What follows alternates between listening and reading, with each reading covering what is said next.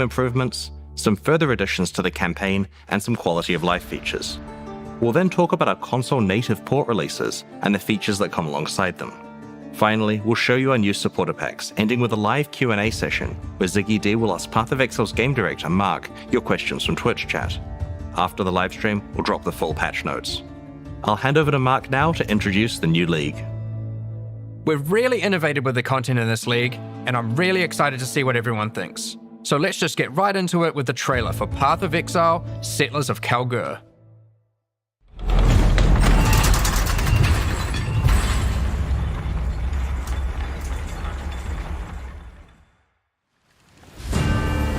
Rayclast is a cursed land.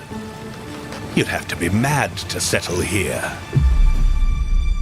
And yet, welcome to King's March! It's not much yet, but with your help, we can erect the greatest city Rayclast has ever seen. We'll need resources and savvy planning.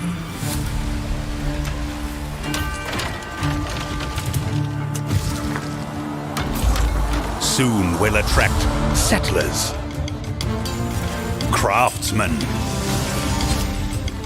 fortune seekers, and of course, pirates.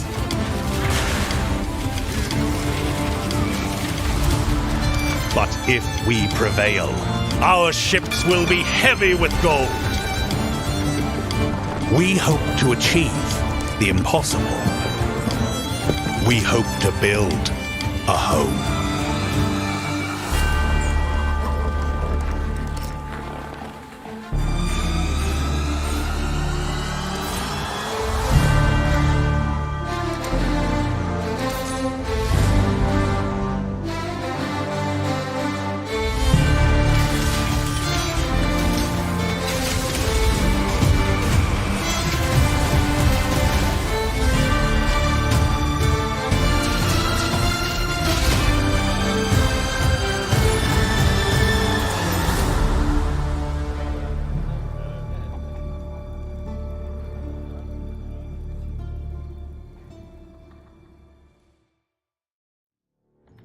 In Path of Exile, Settlers of Kalgur, you will encounter some familiar faces from the Expedition League.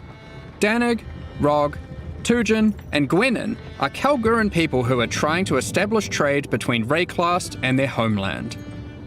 They have recruited many curious characters from Rayclast, including some you may recognize, but are also seeking help of a powerful exile, like yourself. You will first encounter Johan, the King's Hand in Lionized Watch. He's there recruiting workers, traders, and exiles. Johan, under the command of the King of Kalgur, has been sent here to build a new city called King's March, which intends to become the hub of commerce between Rayclast and Kalgur. Soon, he will bring you to the planned site for King's March, which you'll notice has humble beginnings as just a tavern in a field. But with your help, it won't stay like this for long. It takes a lot to build a town. The Kalgurans will ask you to seek out resources that can be used to begin construction. On your adventures, you might find minerals such as crimson iron, which are veins of iron that have been overrun with corruption, spawning dangerous foes when you approach. Or perhaps orichalcum, which you will have to liberate from the demons worshipping it. Petrified amber attracts mindless, blighted enemies, while bismuth has a strong affinity to the elements and causes the area to become unstable. If you're lucky, you might find vericium, a material as valuable as it is dangerous, and guarded by very powerful foes. Once you defeat these monsters, the deposit will automatically be tagged for mining. But first, we need to get someone to do the hard labor. This is of course a trade expedition and nothing is free. Miners, along with other workers that the Kalgurans have hired, must be paid in cold hard gold, which you'll notice is now dropping throughout Rayclast. You will have control about who gets hired into your enterprise. Once you have accumulated some gold, head to the town and talk to the recruiter, Rauf. He's been busy tracking down hardy folk across Rayclast who are looking for work. You'll notice each person has their specialties and a wage cost. It'll be up to you to hire and fire as you please. Over the course of the league, you'll be searching for your perfect employees for each job. Once you have them, you'll have to keep them paid, safe, and alive, which we'll get into later. Here we have a prospect who has a specialty in mining. We'll start with that so we can begin to retrieve some of those resources we were talking about earlier. Promising pick. Let's go find some ore and put our miner to use. Oh, we've found a vein of orichalcum ore. It's guarded by dangerous demons worshipping a strange shrine. The shrine buffs the demons, giving them power, but once you defeat them, you can seize that power for yourself. After that, we can tag the ore, and our mining specialist will get to work. Soon, we encounter a few more deposits, each with a different dangerous encounter. After you have tagged the mineral veins, your miners will get to work collecting resources in real time. They might take a while, but will continue whether you are logged in or not. The work can be sped up by hiring more or better miners, and by upgrading the mining station back in Kingsmarch to equip them with advanced pickaxes. Alright, some time has passed and our miners have been able to get the resources back to town. We've also managed to collect some more gold too. We can now upgrade the town and build new structures. There's plenty of options, we just need to decide where to start. I think we'll start with the tavern, the beating heart of Kingsmarch. It can be upgraded instantly to improve the recruiter's prospects. And you can find various important NPCs relaxing here. Next, we'll upgrade our mining station. You can upgrade this to improve the efficiency of your miners and allocate our newly hired workers to mining. You will eventually need a smelter, where you can send your ore to turn into more valuable bars. Then we have the disenchanter, where you can bring your magic, rare, or unique items to be added to a queue to be disenchanted over time. Let's make some dust. The items will be broken down into thaumaturgic dust, a new resource used for crafting and shipping. We'll get more into that later. And of course, a town needs food. You could invest in farming, where you can select crops to grow and harvest. But don't worry, you won't be manually watering anything. The wonders of delegation. Fine by me. With all these resources piling up, there will be excess that we can spend. Let's talk about rewards in Settlers of Kalgur. Eventually you can build a harbour and establish shipping routes between a number of different Kalguran and Karui ports for trade. You'll be able to pile your acquired resources onto these ships and send them to a port of your choosing, where your traders will haggle for the best deals. Each port will return specific rewards based on what you send them. They accept all types of resources, but will have a preferred type that they'll currently pay more for. And you'll want to get onto this, because eventually you could be bringing in shipments like this. This.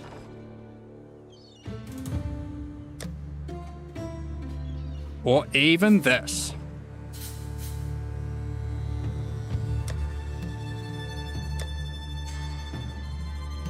Today, we're going to trade with Kalgur. You'll notice that as we send more resources, this risk meter creeps up. Much like the dangers on the shores of Wrecklast, there are dangers out at sea. Monsters, pirates, environmental hazards. You'll want to try keep your shipment safe.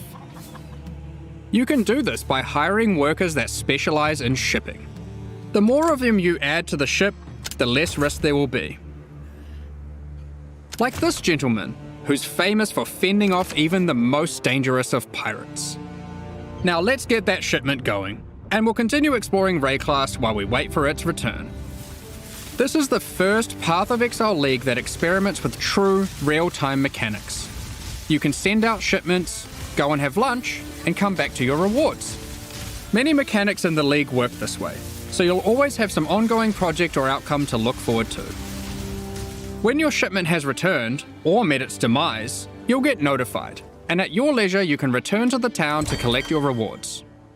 Our shipment returned safely, so let's go see what we got. Ooh, they've sent us a unique item alongside our rewards, perhaps hoping to secure us as a loyal customer for the future. Aside from shipping, the Kalgurans are big on their technology. They have hired Isla, a familiar face from the Heist League. She is an engineer who the Kalgurans have employed for a very exciting purpose. You're not the only one who understands how profitable running maps can be.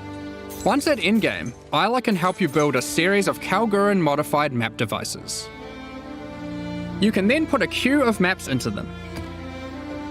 If you've hired a few skilled Atlas runners, they will put themselves to work running those maps for you one after another. Look, more delegation. Once again, you'll be notified when the rewards are ready to be collected. You can put lots of maps in the queue, so don't feel obliged to go back there all the time. Be careful though. The difficulty of the map impacts the risk of your workers perishing. Try to pick your best workers, or perhaps just ones you don't like.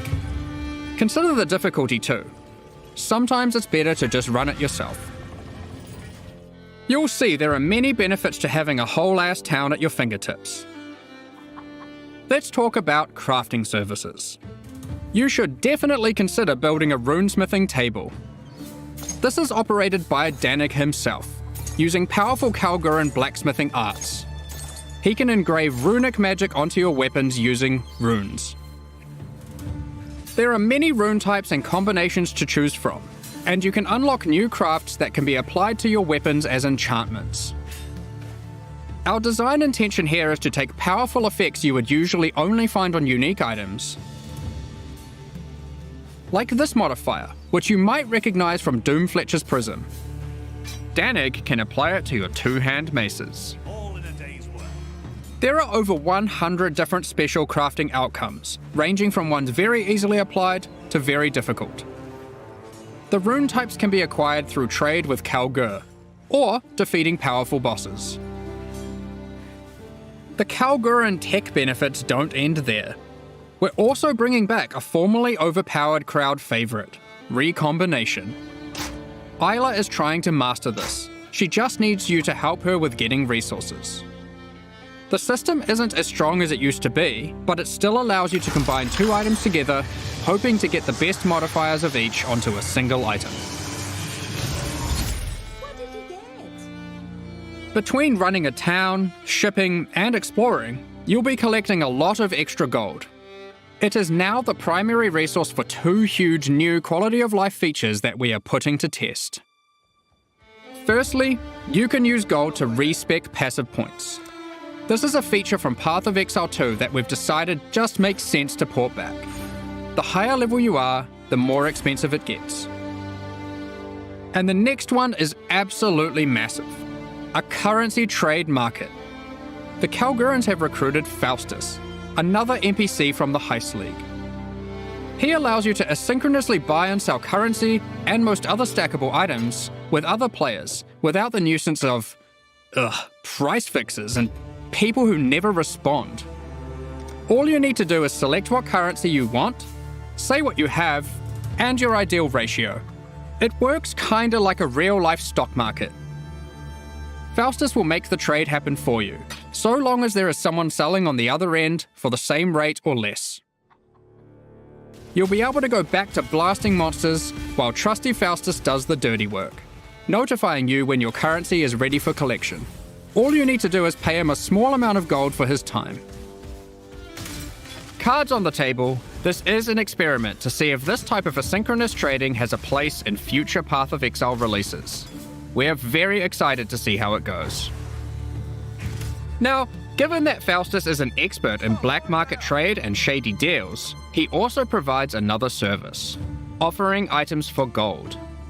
The items will generate with random rarity, and on average the modifiers on them are better than normal. This can be a very nice way to get some targeted items during the campaign. For serious crafters, it can be a great starting point for making those elusive specific endgame items, which perhaps you could take to the runesmith afterwards. It's worth noting that you can invite Faustus to your hideout, where he will always be available for respecking, currency exchange, and black market items. As your town grows, it will attract more attention, good and bad. Settlers of Kalgur features 3 endgame bosses that will close in on your operations. wanting a piece of the pie. They might capture and ransom your workers, even your entire ships. You'll have to make some tough decisions. Will you take them on or pay them off? One example of a boss is Sasan, the Bandit Lord. You won't stumble across this boss by accident. Instead, this unsavory character can come into your town at night and take your Atlas runners hostage, holding them for ransom. What happens next is up to you.